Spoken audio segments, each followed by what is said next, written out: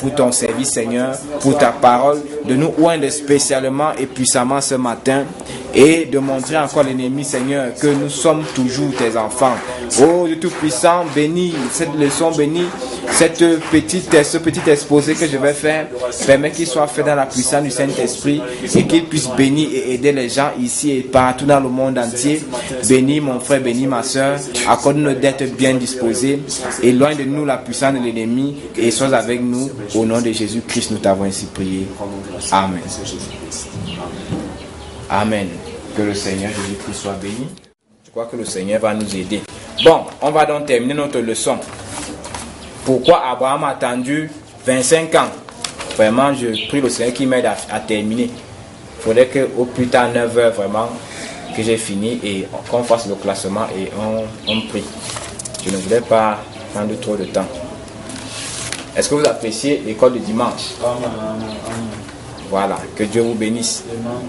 Donc, l'école du dimanche, c'est pas la dictature. Amen. C'est la liberté. Donc, vous pouvez écrire si vous avez des suggestions ou des critiques. C'est-à-dire, si vous sentez que peut-être les choses ne sont pas bien faites, ou bien vous pensez que les choses devraient se faire d'une certaine façon, vous pouvez écrire ou nous voir après. On va en discuter avec les collaborateurs. Et si en fait, si la décision est difficile, on pourra peut-être nous référer au pasteur. Que Dieu vous bénisse. Donc, sentez-vous vraiment à l'aise. Parce que c'est pas comme la prédication où quelqu'un là, il saute, il crie, il libère l'onction et les gens crient Amen. Ici, on est comme en famille et nous causons. Que Dieu vous bénisse. Lisons donc Genèse chapitre 12, du verset 1 au verset 6. Je vois qu'à partir de là, Boris ne va plus couper. Amen. Genèse chapitre 12, du verset 1 au verset 6.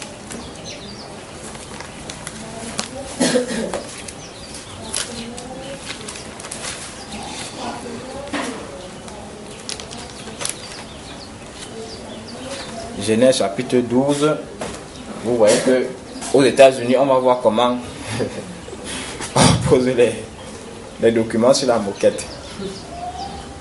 Pourtant, un frère nous avait promis un petit pupitre ici. Il disait que c'est 5 000, il va s'en charger. Bon, c'est vrai aussi qu'à l'école du monde, on n'a pas, financièrement, on n'a pas assez d'argent. Parce que le peu qu'on avait, on a utilisé ça pour faire ce que vous connaissez. Donc, si quand même on est béni financièrement, on va voir comment acquérir un petit pupitre. Genèse chapitre 12, à partir du verset 1. Vous êtes à la page? Moi, j'ai la version du semeur. L'Éternel dit à Abraham, va, quitte ton pays, ta famille et la maison de ton père, pour te rendre dans le pays que je t'indiquerai. Je ferai de toi l'ancêtre d'une grande nation. Je te bénirai. Je ferai de toi un homme important et tu deviendras une source de bénédiction pour d'autres. Je bénirai ceux qui te béniront et je maudirai ceux qui t'outrageront. Tous les peuples de la terre seront bénis à travers toi. Abraham partit donc comme l'Éternel le lui avait demandé et l'autre s'en alla avec lui. Abraham avait 75 ans quand il quitta Haran. Il amena Sarah, sa femme, son neveu Lot, les biens et les serviteurs qu'il avait acquis à Haran, et il se mit en route pour aller au pays de Canaan. Quand il fut arrivé, Abraham traversa le pays jusqu'à un lieu appelé Sichem, jusqu'au chêne de Morée. Je crois que dans lui second c'est Mamré. À cette époque-là, les Cananéens habitaient le pays. Que Dieu bénisse la lecture de sa parole. Asseyons-nous. Nous voulons donc terminer notre leçon. Pourquoi Abraham a attendu 25 ans? Nous allons beaucoup lire dans la Bible, donc gardez le livre de la Genèse ouvert. En fait, gardez la page ouverte, parce qu'on va beaucoup lire dans la Genèse. Bien, j'espère que la lumière est bonne. Hein? Si c'est pas bonne, je vais ajouter les projecteurs. Je crois que c'est bon. Bien, la dernière fois donc, on avait commencé par étudier la vie d'Abraham. On avait étudié la naissance d'Abraham et son enfance. Et on s'était arrêté au moment où Abraham était devenu grand. On avait parlé de la tour de Babel. Amen. Parce que tous ces événements se sont passés pendant la vie d'Abraham. Maintenant donc, on avait vu qu'après la tour de Babel, donc, Dieu a dispersé les hommes sur la surface de la terre. Et Nimrod, qui était le roi du monde à cette époque-là, a perdu de sa puissance. Sa puissance a diminué. Il est resté le roi juste de 4 villes dont la Bible parle. Il y a Babel, il y a Akkad, il y a Calné, et tout ça c'est dans Genèse, je crois, Genèse 10 ou 11. On avait vu ça dernièrement. Donc, les autres personnes qui ont quitté Nimrod sont allées créer d'autres petits royaumes sur la terre. Donc, à cette époque-là, Nimrod n'était plus le roi de la terre. Donc, 2 ans après la tour de Babel, Nimrod ne gouvernait plus toute la terre. Il avait son petit royaume à lui, et les gens qui l'ont quitté sont allés créer d'autres royaumes. Ce qui fait que sur la terre, il y avait des guerres entre ces royaumes-là. Et c'est pendant cette période que Abraham est revenu de chez Noé. Parce qu'on avait vu que Abraham est parti chez Noé lorsqu'il avait 10 ans. On avait vu que au moment de la naissance d'Abraham, il y a eu un signe dans le ciel. Il y a une étoile qui a traversé le ciel et qui a fait des choses dans le ciel. Et les gens ont vu que Abraham devait être un homme puissant sur la terre, devait être un chef, un roi. Et quand c'est arrivé aux oreilles de Nemrod, il a voulu tuer Abraham. Et le père d'Abraham a donc caché Abraham. Et Nemrod a plutôt tué un autre petit enfant. Et Abraham est resté caché dans une cave, en fait dans la maison familiale, mais dans un endroit secret pendant 10 ans. Et quand Abraham a donc eu 10 ans, son père l'a envoyé chez Noé et chez Sem. Parce qu'on a vu que Noé et Sem étaient encore vivants du temps d'Abraham. Maintenant donc, Abraham est parti chez Noé à l'âge de 10 ans et est revenu de chez Noé à l'âge de 50 ans. Donc Abraham a fait environ 40 ans chez Noé et chez Sem. Et pendant qu'Abraham était chez Noé et chez Sem, Noé et Sem ont enseigné Abraham sur l'existence de Dieu, sur les commandements de Dieu, sur l'impiété des hommes, sur la raison pour laquelle Dieu a fait venir le déluge. Il a parlé, n'est-ce pas, Abraham, de la méchanceté des hommes. Et ça a formé Abraham, ça a appris Abraham à connaître Jéhovah. Ça a appris Abraham à connaître Elohim, Adonai. Amen. Amen. Parce que tout ce que je cite là sont les termes de Dieu. Maintenant donc, Abraham, avec cette formation-là, est revenu dans la maison de son père à l'âge de 50 ans. Et je veux vous dire que l'école du dimanche des enfants est important. Parce que ce n'est pas le hasard qui fait que Dieu vienne appeler Abraham pour qu'il sorte de Canaan, de la Chaldée pour aller à Canaan. Ce n'est pas le hasard.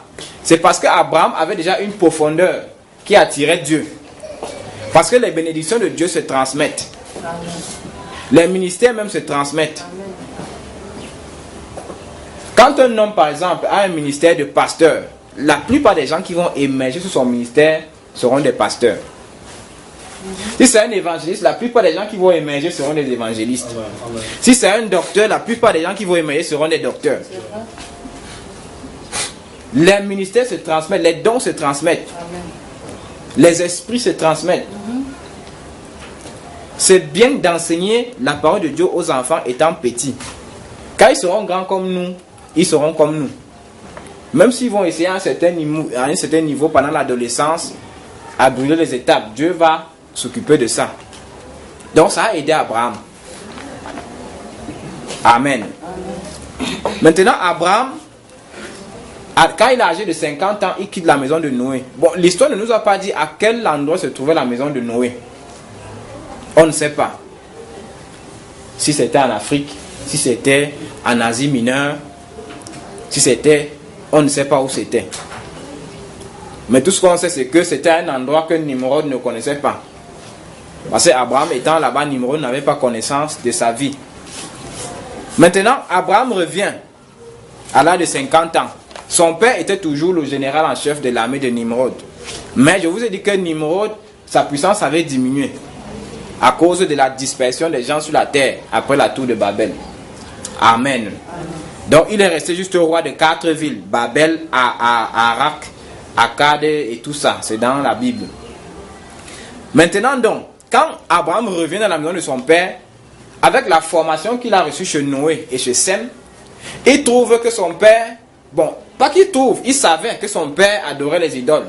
Donc, dans la maison de son père, il y avait un temple. C'était comme ça à l'époque. Donc, chaque habitant avait un petit temple dans sa maison où il faisait son culte. Amen. Ce n'était pas trop comme aujourd'hui que tout le monde part dans une église ou bien dans une communauté à une certaine heure. Là-bas, chacun faisait le culte chez lui. Chacun avait ses dieux. Comment ça se passait? Tu te lèves, tu pars en brousse, tu coupes un morceau de bois, tu tailles ça. Peut-être tu tailles ça pour que ça ressemble à Boris. Peut-être parce que tu aimes trop Boris. Et tu places ça maintenant quelque part là. Quand tu as trop de problèmes, tes champs n'arrivent pas à produire. Tes enfants sont malades. Tu viens devant la statue là. Tu fais ton culte là. Parfois, certains apportaient un peu de nourriture. D'autres faisaient des invocations, ils priaient. Et les gens croyaient en ça. Et le père d'Abraham donc, avait 12 idoles.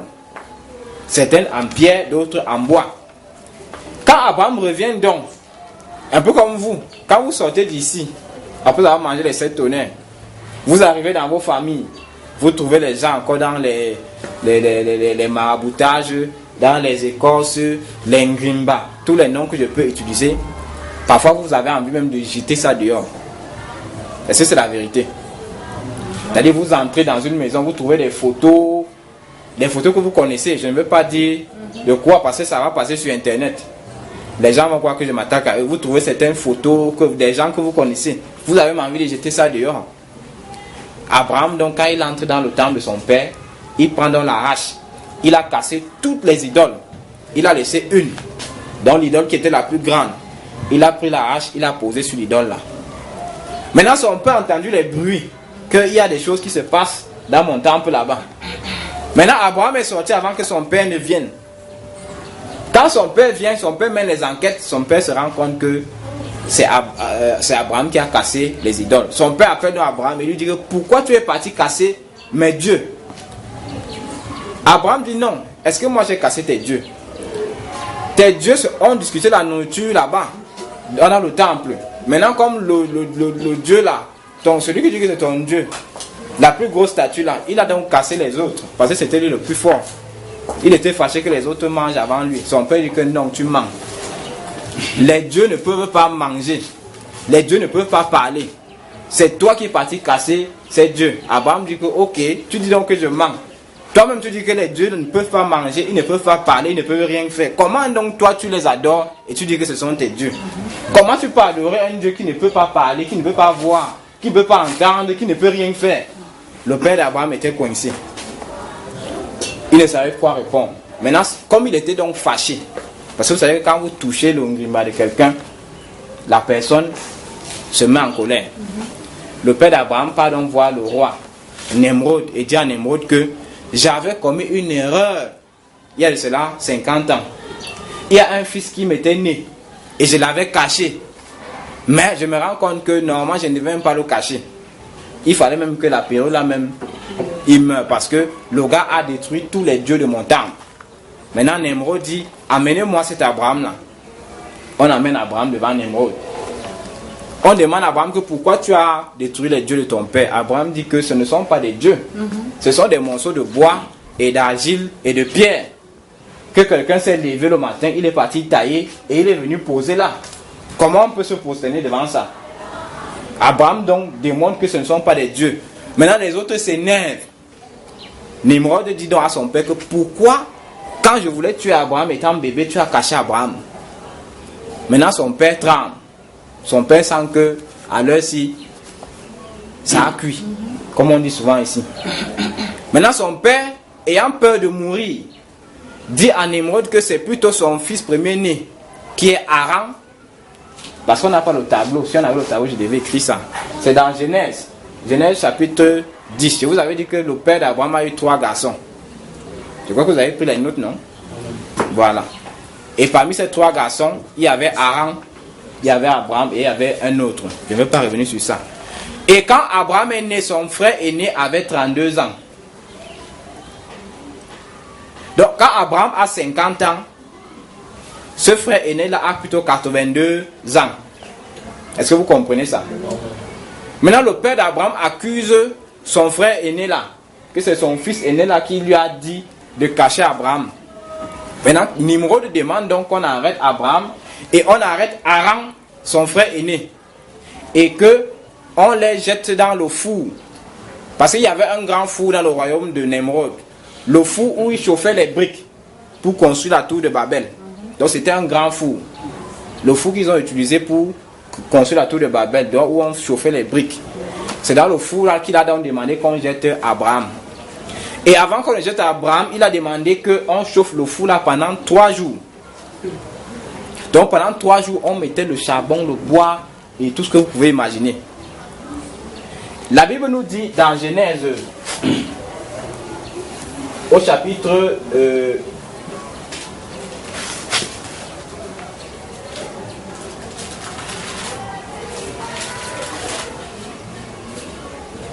Genèse au chapitre 11, verset 27, la Bible dit: voici l'histoire de la famille de Terah.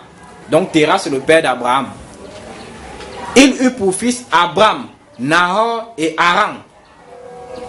Le fils aîné c'était Haran. Amen. Ce dernier fut le père de Lot. Haran mourut du vivant de son père Terah dans son pays natal à Our en Chaldée.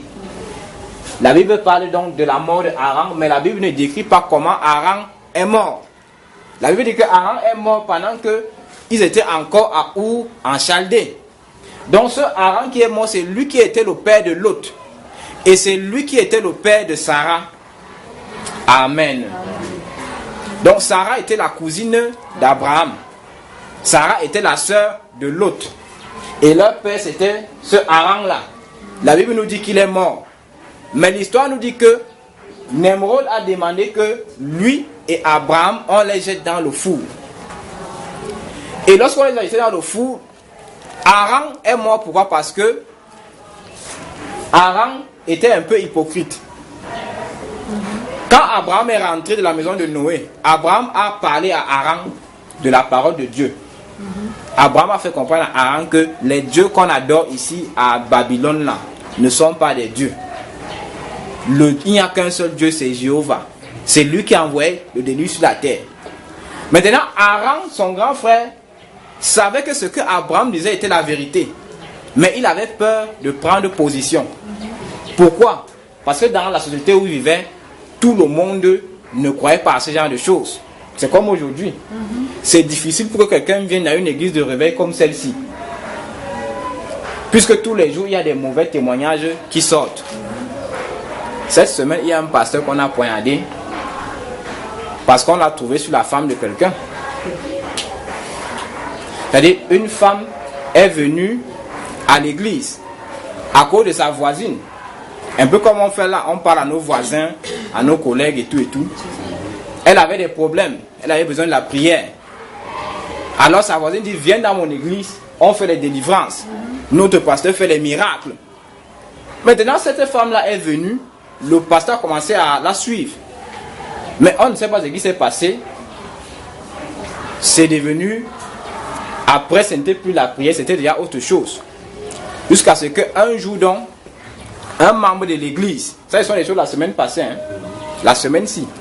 Donc un membre de cette église connaissait le mari de cette femme. Il appelle donc le mari de la femme. Il dit que là où tu es là, dis à ta femme de ne plus venir dans cette église, parce que ta femme vit déjà avec le pasteur de cette église. Le mari de cette femme n'a pas cru au départ. Il s'est dit non, ce sont les sabotages. Hein? Est-ce qu'un pasteur peut aussi faire des choses comme ça?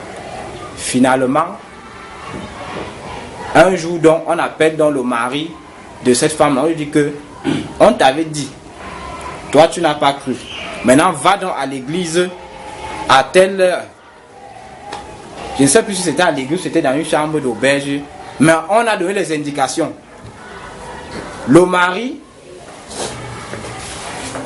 étant à la maison, s'est dit que bon, la fête si peut être vraie, je prends quand même le couteau, on ne sait jamais.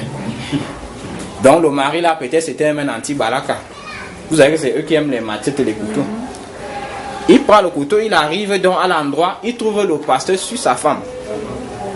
Il a poignardé le pasteur. Les gens, donc quand le pasteur s'est mis à crier, les gens sont venus. Cela me révèle même, c'était à côté de l'église quand même. Parce que dans le journal, on dit que les gens de l'église même sont venus. On a essayé d'arrêter le gars. Finalement, on amène cet homme de Dieu à l'hôpital en réanimation. Peut-être qu'il est même déjà mort. Parce que son état était très critique. À l'heure où on mettait l'article sur le président, on disait que son état est vraiment critique. Donc peut-être qu'il est même déjà mort. Vous voyez donc que dans un contexte comme ça là, et hier à la radio, non, vendredi matin à la radio, à 6h, on a parlé de ça. Le journaliste s'est mis à saboter les églises. Donc, vous connaissez les journalistes qui sont traditionnalistes là. Ils ne croient ni à l'église catholique, ni aux protestants, et ils croient à la tradition ici. Et vous voyez que dans un tel contexte, quand vous partez dans la maison de quelqu'un, vous dites que bonjour mon frère, je m'appelle tel, je suis venu te parler de Dieu, ce n'est pas facile. Donc les gens ont peur de s'identifier au réveil. Les gens ont peur de s'identifier aux églises de réveil. C'est donc pour ça que le grand frère d'Abraham, donc sachant qu'Abraham disait la vérité, avait peur de prendre position pour Abraham publiquement. Son cœur n'était pas entier à Dieu. Donc son cœur était d'un côté pour ce que Abraham disait et d'un côté pour les idoles de la maison de son père. Ce qui fait que quand on a mis les deux dans le four, Aran est mort immédiatement. Le feu l'a brûlé. Abraham, le feu ne l'a pas touché. Amen. Amen. Beaucoup de gens ne connaissent pas cette partie de l'histoire d'Abraham. Le feu n'a pas touché Abraham. Et les 12 personnes qu'on a chargées de jeter Abraham et Aran dans le feu sont morts. Donc les 12 là qui le portaient pour aller le jeter dans le four là, les 12 là sont d'abord morts. Et Abraham est resté dans le feu pendant 3 jours, 3 nuits. Il marchait là, il se promenait. Les gens venaient regarder qu'est-ce qui se passe, c'est pas possible. Finalement, Nimrod lui-même vient, il regarde. Il dit que ça, ce n'est plus un homme, ça c'est un Dieu. Amen. Fait sortir Abraham. Abraham est sorti du feu. Dès qu'Abraham est sorti, Nimrod et tout son gouvernement, ils se sont prosternés devant Abraham. Abraham dit non, ne vous prosternez pas devant moi. Prosternez-vous devant l'Éternel. Amen. Amen. C'est lui que vous devez adorer. Amen. Car c'est à cause de vos péchés qu'il a fait venir le déluge sur la terre. Vous ne devez plus exciter sa colère. Dès que Nimrod donc se relève, Nimrod a fait des cadeaux à Abraham. L'or, l'argent, les moutons, les bœufs, tout ce que vous pouvez imaginer. Chacun de ses généraux et de ses ministres a fait des cadeaux à Abraham. Voilà là où la richesse d'Abraham a commencé. Amen. Je ne sais pas si vous voyez un peu comment la prospérité se passe. C'est le surnaturel qui déclare la prospérité. Amen. Parce que parfois on prêche la prospérité aux gens, on dit aux gens il faut penser positivement, il faut visualiser et tout ça. Après les gens ont mal à la tête. Tu visualises pendant 5 ans, tu ne vois rien. Tu achètes la Ferrari, tu accroches sur ton mur. Chaque matin tu regardes. Nous sommes en 2014. Qui a acheté la Ferrari ici? Puis en 2009, la prospérité a fait le tour au Cameroun. L'évangile de la prospérité. Est-ce qu'elle dit la vérité? C'est la vérité. C'est la vérité, non? Qui a payé une Lamborghini? Qui a payé la Bugatti Veyron? Qui a payé? Donc, il faut que les gens comprennent que quand Dieu ne confirme pas un évangile, c'est que cet évangile est faux. Amen. Donc, les visualisations positives, tout ça, c'est des histoires. Amen. Le surnaturel a produit la prospérité dans la vie d'Abraham. Les gens ont vu comment Dieu a empêché que le feu brûle Abraham. Ça a produit la prospérité. C'est le surnaturel dans nos vies qui va amener les gens à se prosterner devant nous. C'est la vérité. Ce n'est pas le bavardage que nous avons les 7 tonnerres. Nous sommes du message. Vous comprenez, hein? C'est le surnaturel, même pour gagner les âmes à Christ. C'est le surnaturel dans nos vies qui amènera les âmes à Christ. Amen. Si les gens nous regardent et ils voient que nous sommes comme eux, nous n'amènerons personne à Christ. Amen. Quand bien même nous allons flatter quelqu'un pour venir s'asseoir ici, une semaine après il va fuir. Amen. Amen. On était allé évangéliser une femme derrière là, c'était avec toi, non? On lui parlait de la non attachée. Derrière quelque part ici. La femme est même venue, elle s'est assise. Mais après elle est partie. C'est pour ça que quand le pasteur m'a demandé ici que Agapo, tu as amené combien dans ma crise? Moi-même j'étais embarrassé. Puisque les gens qu'on amène, ils partent. Qu'est-ce qu'on va faire pour les garder? Amen. Amen. Donc gagner les âmes à Christ, il faut la puissance de Dieu. Parce que pour déjà causer avec quelqu'un, c'est difficile. Pour amener quelqu'un à s'asseoir ici, c'est difficile. Maintenant, quand la personne est assise ici, pour qu'elle reste là, ce n'est pas facile. Toi, tu peux être correct, mais la personne, à cause du caractère de quelqu'un à côté, là, peut quitter l'église. C'est pas la vérité. Toi, tu te bats pour gagner quelqu'un à Christ. Puisqu'il y a des gens ici qui sont spécialistes pour énerver les autres. Tout le monde se plaint d'eux. Dans tous les scoops, leurs noms sont là. Vous voyez que c'est difficile. Parce que l'évangélisation, c'est nous tous. Si Bruskimi invite quelqu'un ici et tel autre le frustre la personne part. C'est vrai qu'à la fin de l'année, toi, tu regardes que donc je n'ai gagné aucune âme à Christ. C'est pas vrai. Que Dieu nous aide. Voilà donc comment Abraham est devenu riche. Et Haran est mort. Mais Haran aussi est mort à cause de son père. C'est pour ça que c'est pas bien d'accuser les autres. Si c'est toi qui es en erreur, confesse ton erreur et répare. Son père avait peur de mourir, il accuse que c'est son fils aîné. Le gars est mort. Bon, comme lui aussi n'était pas vraiment converti, Dieu ne l'a pas protégé. C'est pour ça que nous devons regarder nos relations avec Dieu. Amen. Dieu ne peut nous protéger que si sa parole est en nous. Amen. Si sa parole n'est pas en nous, si les intérêts de Dieu ne sont pas en nous, Dieu n'a que foutre de nous. Amen. Amen. C'est la vérité. Est-ce que c'est vrai? C'est vrai. Amen. Il faut que Dieu trouve un intérêt sur nous. Là, Dieu peut nous garder en vie longtemps. Parce que beaucoup parmi nous veulent vivre jusqu'à l'âge de 80 ans, non? Mais il faut qu'il y ait un intérêt sur toi. Il y a même certains méchants qui vivent longtemps. Vous savez pourquoi? Parce que le diable a les intérêts sur lui. Le diable, c'est qu'il est un instrument terrible entre ses mains. Donc le diable même ne fait tout pour qu'il ne meure pas vite. Amen. Amen. Vous ne comprenez pas comment tel est méchant, il ne fait que faire le mal, mais il vit même jusqu'à il vieillit. C'est que le diable même le protège. Puisque pour mourir, la personne que Dieu envoie, c'est le diable. Les frères qui meurent de maladies là, les maladies là viennent de Dieu? Non. Mais Dieu permet qu'ils meurent parce que c'est son temps de partir. Donc un démon vient là, une maladie est là. Vous priez avec toute l'onction que vous avez rien. Parfois Dieu vous parle en songe que arrêtez de prier, c'est ma main. La personne part. Donc quand quelqu'un vit longtemps, soit c'est Dieu qui protège la personne, soit c'est le diable qui protège la personne. Quand c'est le diable, il dit à ces démons là que ne touchez pas mon type ci. C'est mon numéro 9 ici.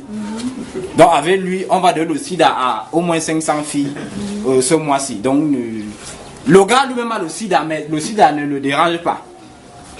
Mais une fille qui prend le sida chez lui, elle ne vit pas longtemps.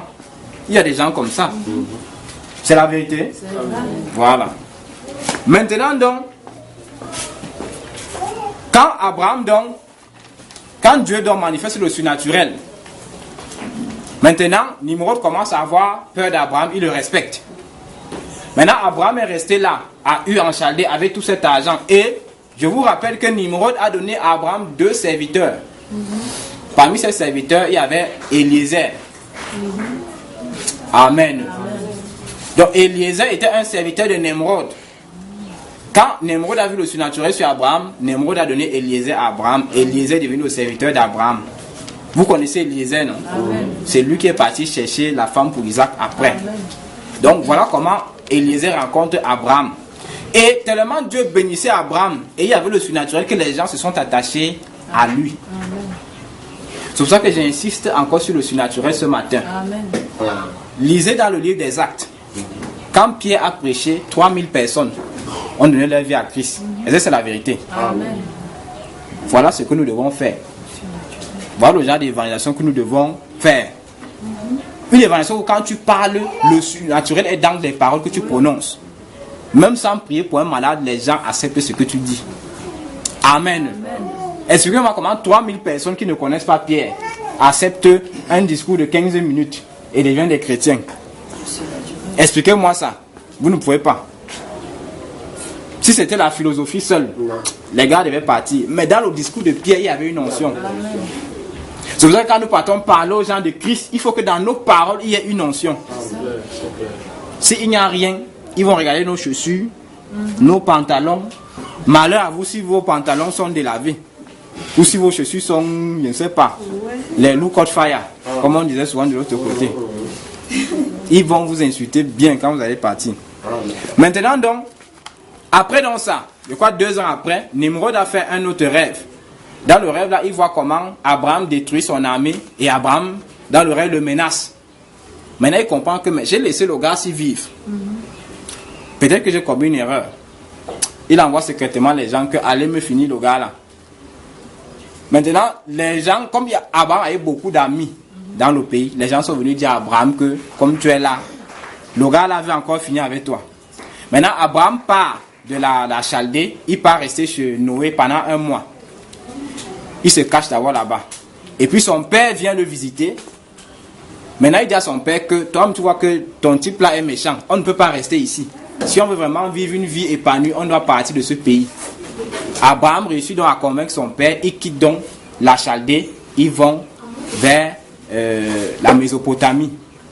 Parce qu'il y a une ville de Mésopotamie qui s'appelle Haran, ils sont venus rester là-bas. Amen. Et c'est là où nous commençons donc vraiment notre leçon. Parce qu'on a lu dans Genèse 12, où l'Éternel dit à Abraham, va, quitte ton pays, ta famille et la maison de ton père, pour te rendre dans le pays que je t'indiquerai. Je ferai de toi l'ancêtre d'une grande nation, je te bénirai, je ferai de toi un homme important, et tu deviendras une source de bénédiction pour d'autres. Je bénirai ceux qui te béniront, et je maudirai ceux qui te maudiront. Tous les peuples de la terre seront bénis à travers toi. Amen. Amen. Ici, ça c'est la première fois que Dieu apparaît à Abraham. Et ici, la Bible dit que c'est quand Abraham est à Haran, avec son père, avec Lot et les autres.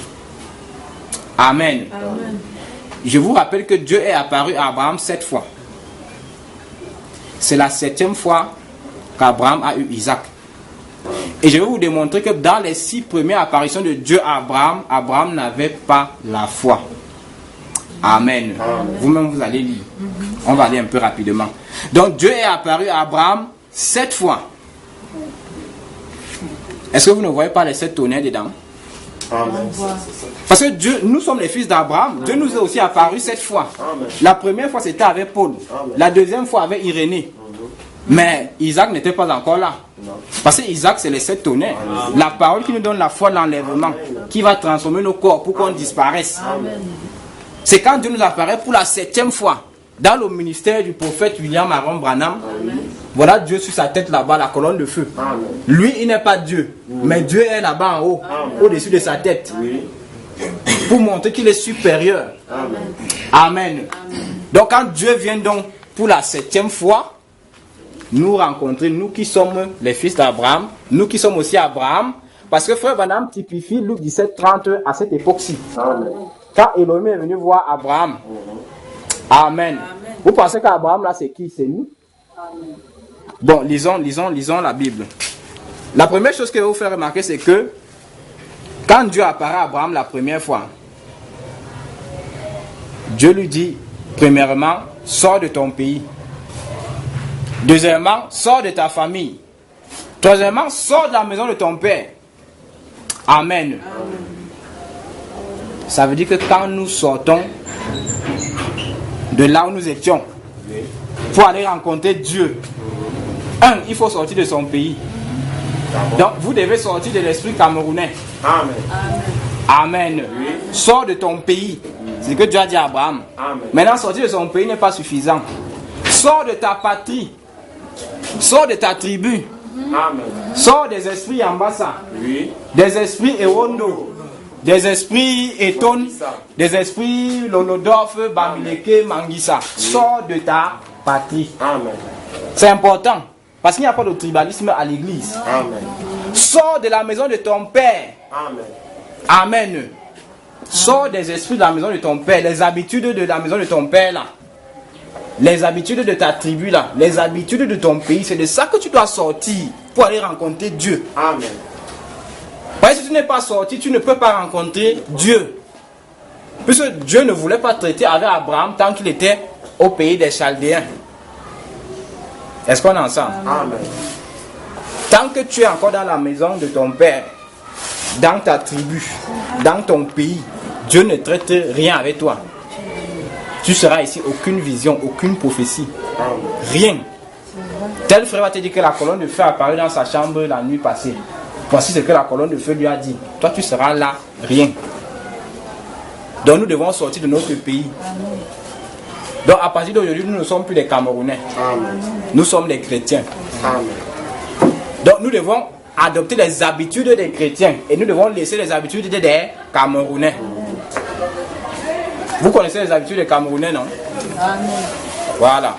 Nous devons sortir du pays, de la patrie, donc de notre tribu. Amen. On dit par exemple que les boulous aiment trop les péchés sexuels. Donc si quelqu'un est boulou ici, il faut qu'il sorte de là. Amen. On dit par exemple que les bassards sont trop méchants, ils aiment trop des problèmes. Donc si tu es bassard, tu sors des problèmes. Amen. On dit que les Ewondo aiment vendre les terrains et boire le vin. Donc si tu es Wondo, tu arrêtes de vendre les terrains et de boire le vin. Tu sors de là pour servir le Seigneur. Amen. On dit que les Bamlékins aiment trop l'argent, ils sont durs. Donc ils doivent sortir de tout ça. Alors nous devons sortir de nos habitudes là. Pour devenir comme Christ. Que Dieu vous bénisse. Maintenant, Dieu dit cette chose à Abraham. Parce que quand vous lisez là, le texte qu'on vient de lire, cette bénédiction que Dieu promet à Abraham, le chiffre 7 revient toujours. Amen. Sachez que chaque fois que vous voyez le chiffre 7 dans la Bible, derrière il y a les 7 tonnerres. Amen. Derrière il y a les 7 ans de l'église. Amen. Amen. Première chose, Dieu dit, je vais faire de toi l'ancêtre d'une grande nation.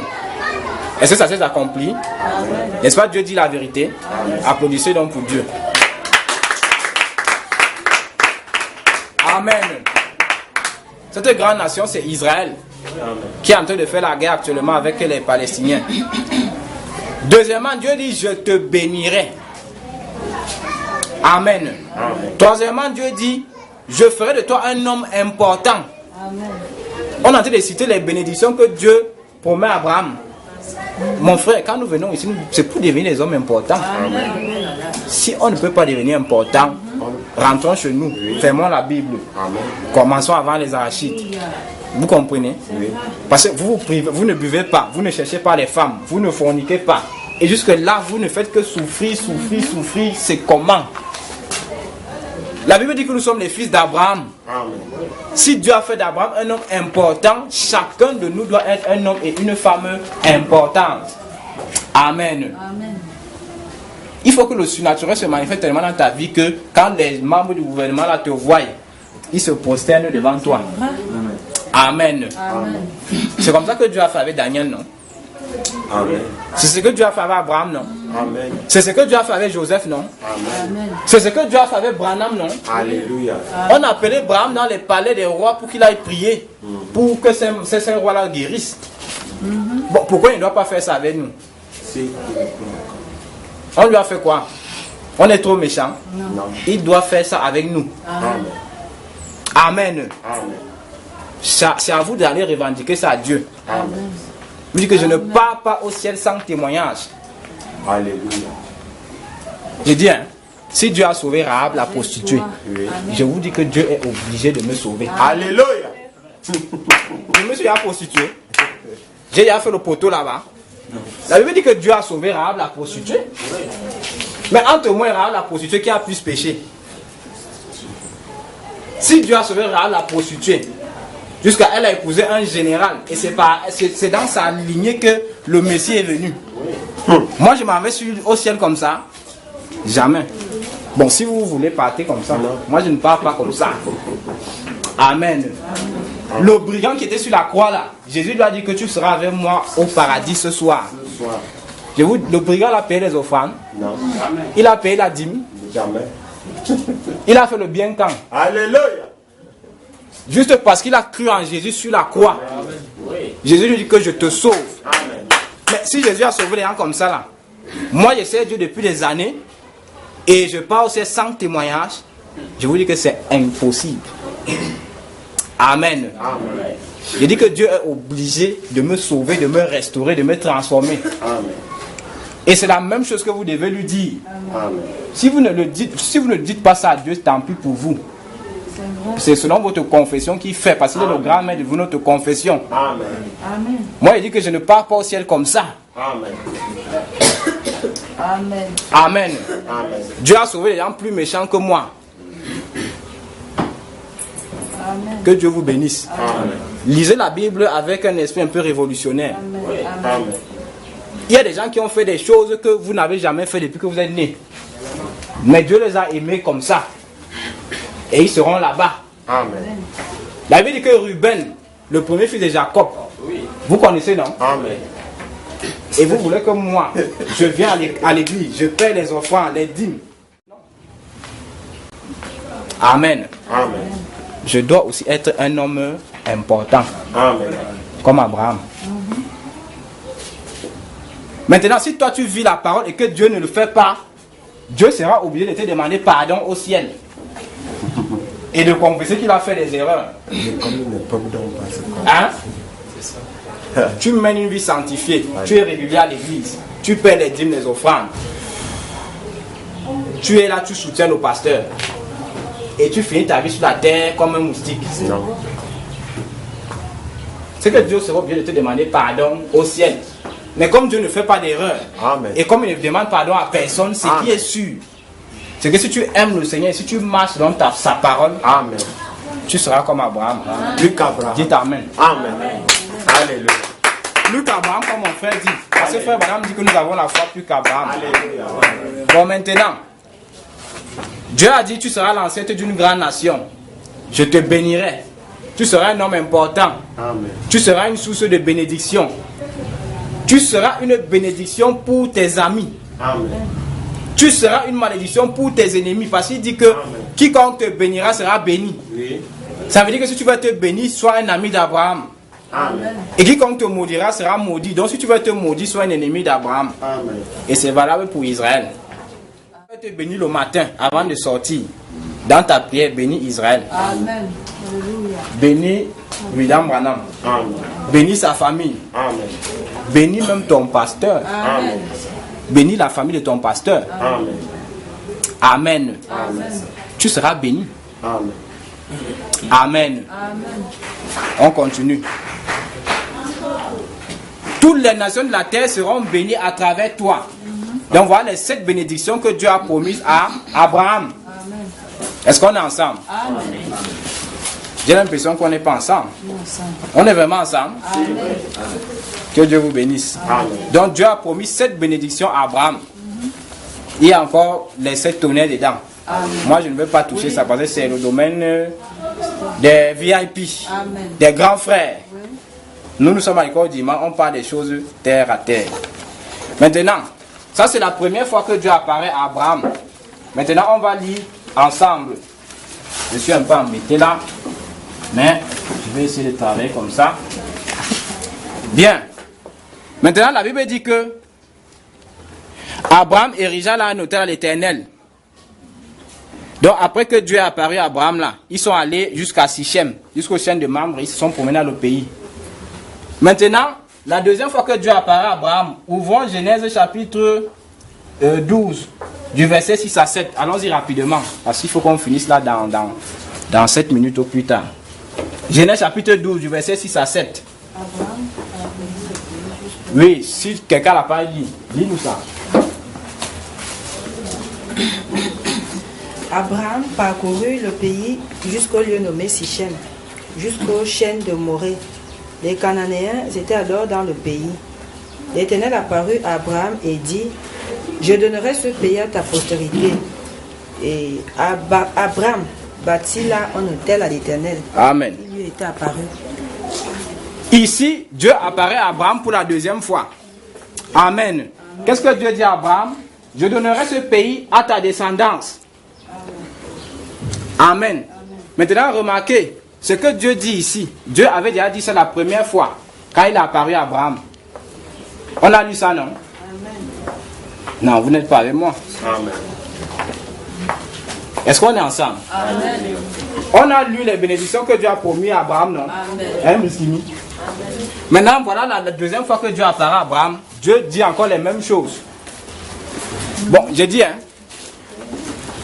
Est-ce que Dieu, quand il a dit une chose, a encore besoin de venir te redire la même chose? Amen. N'est-ce pas quand Dieu avait dit à Balaam que ne pas maudire Israël, c'était suffisant, non? Amen. Il ne fallait plus interroger Dieu. Une fois. Quand vous voyez Dieu dire quelque chose à une même personne plusieurs fois, c'est que la personne a un problème. Amen. Est-ce que quelqu'un peut dire Amen? Amen. Je dis que si Dieu vient te dire la même chose 3 fois, c'est que tu as un problème. Ce qu'il t'a dit ça la première fois, il a vu que tu n'as pas compris. Il t'a dit ça la deuxième fois, il a vu que tu n'as même pas cru. Maintenant il vient te dire dans la troisième fois. Amen. Donc Dieu apparaît à Abraham la deuxième fois et lui rappelle ce qu'il lui avait d'abord dit. Ça veut dire que la foi d'Abraham là, Amen, c'était une foi qui avait des problèmes. Ouvrons Genèse chapitre 13 au verset 14.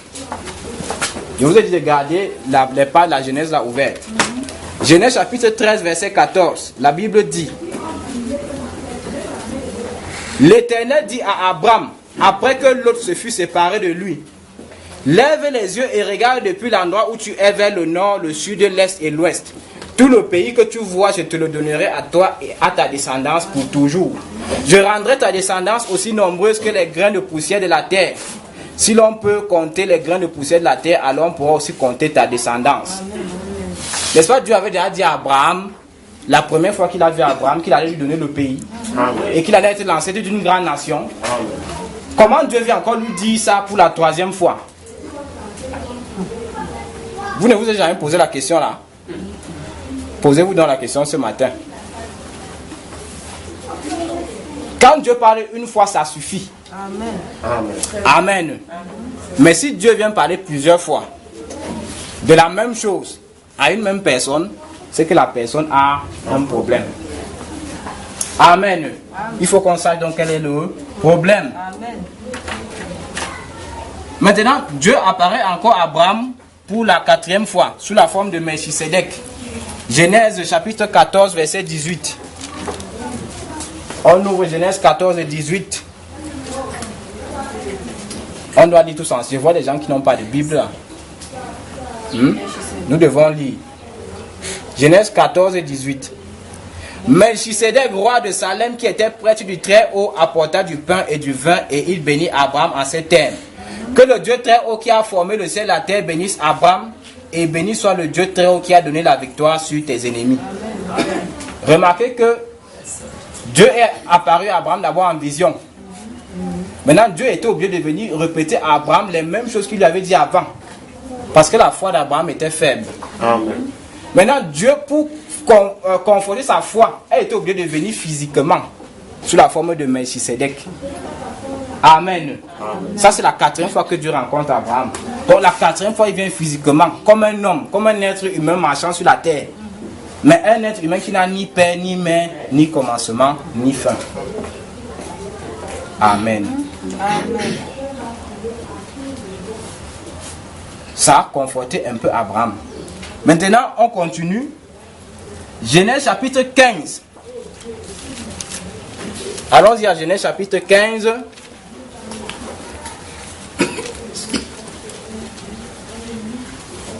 On va voir comment Abraham commence déjà à avoir la foi. Parce que jusqu'ici, il n'avait pas la foi. Amen. Parce que s'il avait la foi, Dieu ne devait pas venir lui dire la même chose 3 fois. Genèse chapitre 15. On y est. Amen. Après ces événements, l'Éternel s'adressa à Abraham dans une vision. Ne crains rien, Abraham, lui dit l'Éternel. Je m'arrête d'abord là. Amen. Chaque fois que Dieu dit à quelqu'un que ne crains rien, ça veut dire que la personne a peur. C'est la vérité. Amen. Voilà le pasteur qui est là. Je peux vous rassurer. Quand il y a un combat dans ton cœur et Dieu sait que tu as peur, tu peux fuir ou bien tu peux faire des erreurs. Dieu vient d'avoir t'averti que ne crains rien. Amen. Abraham avait peur. Parce qu'Abraham venait de combattre les rois qui avaient enlevé Lot. Et il se disait que les gars là peuvent se réunir encore, ils reviennent, on ne sait jamais. Dieu lui dit donc que je suis ton protecteur.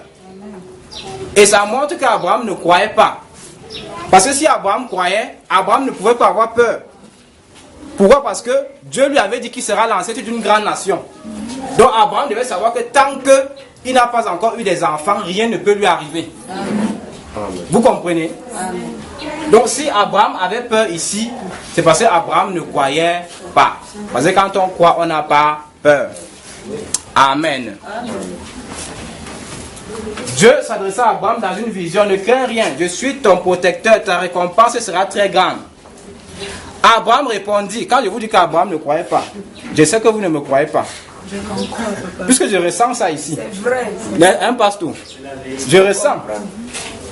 Je sais que parmi vous là, les gens disent que mais le gars se raconte déjà quoi? Nous on sait qu'Abraham c'est le père de la foi. Lisez dans verset 2. Dieu vient d'apparaître à Abraham en vision. Écoutez ce qu'Abraham dit. Abraham répondit: Éternel Dieu, que me donnerais-tu? Je n'ai pas d'enfant.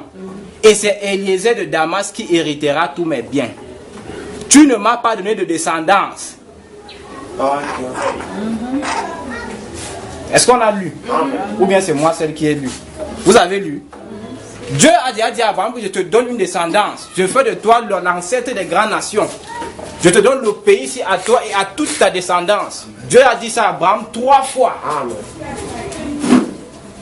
Dieu est même revenu encore sous la forme de Melchisedec, pour qu'Abraham comprenne qu'il n'est pas seulement un Dieu invisible, il est un Dieu présent.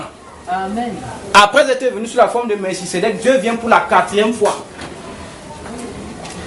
Dans une vision, donc Abraham l'a vu dans la vision, Abraham lui dit que je n'ai pas de descendance. Donc tout ce que Dieu a dit à Abraham avant là, Abraham a mis ça où? Abraham ne croyait pas en ça. Est-ce que vous comprenez ça maintenant? Qui comprend? Que Dieu vous bénisse. L'Éternel lui parla en ces termes: Abraham donc dit à Dieu que je n'ai pas de descendants. Tu dis que tu vas me bénir et tout et tout. Bon, c'est Eliezer qui est mon serviteur là, qui va hériter mes biens. Dieu dit non. Cet homme-là ne sera pas ton héritier. C'est celui qui naîtra de toi qui héritera de toi. Amen. Puis Dieu le fit sortir de sa tente et lui dit: contemple le ciel et contemple les étoiles. Vous connaissez la suite, n'est-ce pas? Je ne veux pas lire ça parce que c'est très long. Au verset 6, la Bible dit: Abraham fit confiance à l'Éternel et à cause de cela, l'Éternel le déclara juste. Amen.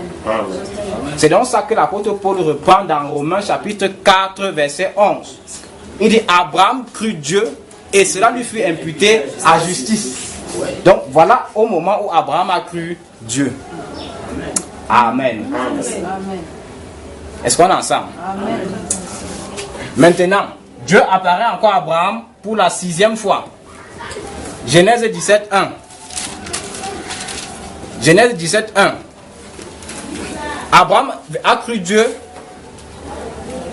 à Genèse chapitre 15. N'est-ce pas? Genèse chapitre 17. Quand Abraham eut 99 ans, donc la 24e année, avant que Isaac ne vienne, l'Éternel lui apparut et lui dit: je suis le Dieu Tout-Puissant. Conduis ta vie sous mon regard et comporte-toi de manière irréprochable. Je conclurai une alliance avec toi et je multiplierai ta descendance à l'extrême. Verset 3, lisez. Abraham se prosterna la face contre terre et Dieu continua de lui parler en disant: voici quelle est mon alliance. Bon, je ne veux pas lire tout ça.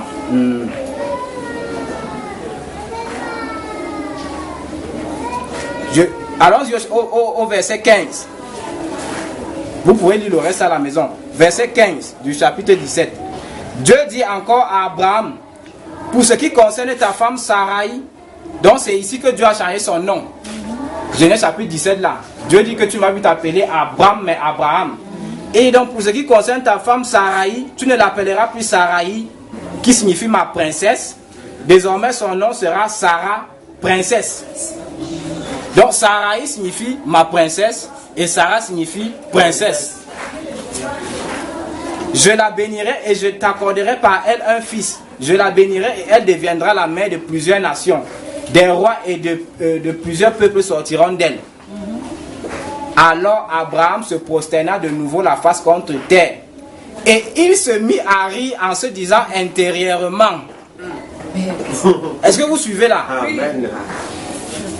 Et quoi, un homme centenaire peut-il encore avoir un enfant?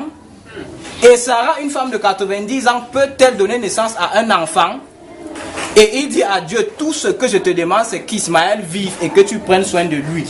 Dieu réprit, mais non, c'est Sarah, ta femme, qui te donnera un fils et tu l'appelleras Isaac. Amen. Abraham a ri, non? Est-ce que Dieu s'est fâché? Non. Mais quand Sarah a ri, frère Branham dit que Dieu a même failli la brûler. C'est à cause d'Abraham que Dieu ne l'a même pas brûlé. Est-ce que vous comprenez ça? Quand Aaron a parlé contre Moïse, est-ce que Dieu l'a frappé? Non. Quand Myriam a parlé, qu'est-ce qui s'est passé? Donc les sœurs, comprenez que nous deux on peut faire le même péché. Dieu te frappe et moi Dieu ne me frappe pas. Amen. Amen. Donc faisons attention. Amen. Quand Sarah arrive, Dieu s'est fâché. Dieu dit pourquoi Sarah arrive? Est-ce qu'il y a quelque chose qui est trop difficile à Dieu? Mais est-ce qu'il a dit ça à Abraham? Non. Il dit plutôt à Abraham que c'est Isaac ton fils qui va hériter. Tu auras un fils, tu vas l'appeler Isaac. Abraham dit non. Laisse que Ismaël hérite. Dieu dit que non. Donc les sœurs, faites attention. Amen. La Bible dit que Dieu n'a pas changé. Aimez le Seigneur et gardez sa parole. Parce que vous pouvez faire la même erreur qu'un frère. Dieu ne frappe pas le frère, mais Dieu vous frappe. Bon, si vous dites que Dieu fait la combine, allez lui demander à lui. Hein? Donc voilà là-bas, non? Allez le voir, vous lui dites que c'est comment. Mais moi je vous dis ce que la parole de Dieu dit. Je ne suis pas en train de dire aux frères qui doivent pécher. Parce que Dieu a frappé Corée, non? C'est un frère dans l'église. Amen. Mais je suis en train de vous montrer que Abraham et Sarah ont commis la même erreur, mais Dieu a été plus sévère envers Sarah qu'envers Abraham. Or, c'est Abraham qui rencontrait Dieu. Sarah n'avait jamais vu Dieu. Sarah n'a jamais eu une vision où Dieu lui dit qu'elle va accoucher. Mais Dieu a été plus sévère envers Sarah. Je ne sais pas si vous voyez la différence. Toi, tu as les visions, c'est toi qui rencontres Dieu dans ta chambre là-bas. Tu causes avec lui. Et toi, tu viens me dire que voici ce que Dieu t'a dit qu'on va faire. Mais maintenant, il arrive que nous deux, on doute. Mais Dieu est plus fâché contre moi que contre toi qui as les visions là-bas. Alors que moi, je n'ai même pas eu les visions. Pourquoi? C'est un mystère. Peut-être que le pasteur un jour va nous toucher ça. Amen. Moi-même, je ne comprends pas ça. Je ne comprends pas ça. Amen. Maintenant, donc, Dieu apparaît à Abraham pour la 7e fois. Vous voyez donc que jusqu'ici même, malgré qu'Abraham avait cru en Dieu, la 4e fois, ici, il avait encore perdu la foi. Puisqu'il voulait que Ismaël hérite. Il a même ri en lui-même. Donc, il n'avait plus la foi. Est-ce que vous comprenez pourquoi Abraham a fait 25 ans pour avoir Isaac? Vous comprenez? Amen. Est-ce que vous comprenez? Amen. Dieu n'a jamais dit à Abraham de faire 25 ans pour avoir Isaac. Pour Dieu, ça devait faire 1 an seulement. Mais ça a fait 25 ans à cause d'Abraham lui-même. Amen. C'est pour ça que si nous ne faisons pas attention, certaines choses dans nos vies vont faire 15 ans, 20 ans, 30 ans. Amen. Amen. Tu vas attendre un mariage que tu devais avoir dans 1-2 ans. Tu te retrouves en train de faire 20 ans sans mariage. Tu regardes, tu dis que je vais faire comment? Amen. Pourtant, le mariage, c'est quelque chose de simple. Quelqu'un vient, il te demande la main pour une soeur. Et en fait, vous connaissez les étapes. Est-ce que ça doit faire 1 an? Non. Si le gars est prêt, les choses se passent vite. Mais si vous ne faites pas attention, il y aura des choses qui vont entrer, qui vont se mélanger. Les choses vont traîner et les choses vont durer. Amen. Donc, travaillez sur votre foi. Maintenant, Dieu apparaît à Abraham la 7e fois, je termine. Genèse chapitre 18. Est-ce que les tonneries sont dans la salle? Parce que ça, ils sont les 7 tonnerres. Dieu est apparu à Abraham 7 fois. Je vous ai dit tout à l'heure que Dieu aussi nous est apparu 7 fois. C'est la 7e fois sur le ministère de William Branham que nous avons reçu Isaac. Amen. Isaac, c'est les 7 tonnerres. Mais il a fallu que Dieu apparaisse d'abord 7 fois. Avec Paul, avec Irénée, avec Colomban. Jusque-là, l'épouse n'avait pas la foi d'enlèvement. Amen. Amen. Et c'est que le pasteur va nous décortiquer ça. Amen. Amen. L'Éternel apparut à Abraham près des chaînes de Mamré. Abraham était assis à l'entrée de sa tente. Donc vous connaissez la suite. C'est là où Elohim dit à Abraham que l'année prochaine Sarah aura un fils. Et c'est là où Sarah rit. C'est là où Dieu se fâche que pourquoi Sarah a ri. Amen. C'est un problème de foi. Ça veut dire que si vous avez la foi maintenant, la chose que vous demandez à Dieu là, vous pouvez avoir ça maintenant là. Il dit si c'est l'argent. Pendant que vous êtes là, un message vient sur votre téléphone que tel oncle qui est en Belgique vient de vous faire Express Union 800 000. Parfois même quelqu'un que vous n'avez pas appelé depuis 5 ans. Vous ne croyez pas ça? Qui ne croit pas? Qui croit? Amen. Que Dieu vous bénisse et qu'il fasse cela dans vos vies. Amen. Bien. Donc c'est ici donc que nous on va arrêter cette leçon. Notre objectif était de démontrer pourquoi Abraham a attendu 25 ans. C'est un problème de foi. Et pour que vous ayez la foi, je vais vous donner un conseil. Pour que vous ayez la foi, il faut que vous voyez Dieu agir. Quand vous entendez que Dieu a agi dans la vie de tel, renseignez-vous, allez voir la personne. Dites-lui que ça s'est passé comment, raconte-moi. Pendant qu'il vous raconte ça, ça élève votre foi. Les témoignages sont bien. J'avais même proposé au pasteur, on avait acheté un cahier de témoignages ici. Que quand quelqu'un témoigne, on écrit ça ici. C'est vrai que quand il y a les épreuves, on sort le cahier là. On lit. En janvier, voici ce que Dieu a fait. En février, voici ce que Dieu a fait. Ça va fortifier les gens. Vous allez voir que le problème que vous avez aujourd'hui, Dieu a résolu ça dans quelqu'un il y a de cela quelques semaines. Les témoignages sont bien. Amen. Donc, on n'a plus assez de temps. Peut-être la semaine prochaine, on pourra faire une leçon sur la foi. Mais c'est que la foi, les hommes de Dieu en parlent tous les jours ici. Donc, si vous avez la foi, vous recevez instantanément ce que vous demandez à Dieu. Maintenant, si vous n'avez pas suffisamment de foi, ça va prendre un peu plus du temps. Amen. Donc, travaillez pour que votre foi soit ferme. Que Dieu vous bénisse. Est-ce que nous pouvons adresser un mot de prière maintenant? Alors que nous avons étudié comment Abraham a fait 25 ans et demandé au Seigneur de nous faire grâce. Si notre foi est faible, qu'il puisse poindre notre foi ce matin, afin que nous puissions recevoir ce que nous lui demandons. Que ça ne puisse pas faire des années, des décennies. Il y a des gens ici qui veulent se marier. Il y a des gens qui cherchent un emploi. Il y a des gens qui sont malades. Il y a d'autres qui ont des problèmes, ils ne connaissent pas la cause. Ils veulent que Dieu leur révèle, peut-être par une prophétie, une vision, quelque chose. Chacun de nous a une situation. Prions que le Seigneur puisse prendre notre foi, afin que nous ne puissions pas faire 25 ans comme Abraham, mais que nous puissions recevoir ce que nous demandons au Seigneur. Prions tous ensemble, Seigneur. Oui, donc ça commence par 25 ans, Seigneur. Oui, c'est que tu veux faire.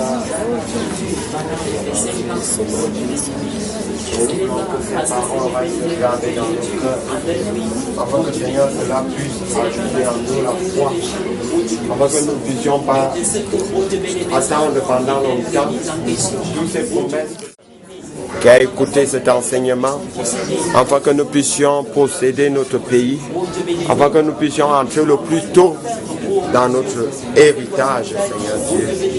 Oins notre foi, bénis notre foi, élève notre foi, Seigneur. Et que ce que nous te demandons, les problèmes que nous traversons, que nous ne puissions pas attendre 25 ans, 15 ans, 10 ans, 5 ans, 3 ans pour voir une prière t'exaucer, mais que nous puissions recevoir ce que nous te demandons. Seigneur, oins notre foi, accorde-nous de vivre une vie qui va faire que notre foi puisse s'épanouir. Sois béni, Père, sois loué, sois magnifié. Au nom de Jésus-Christ, nous t'avons ainsi prié. Amen.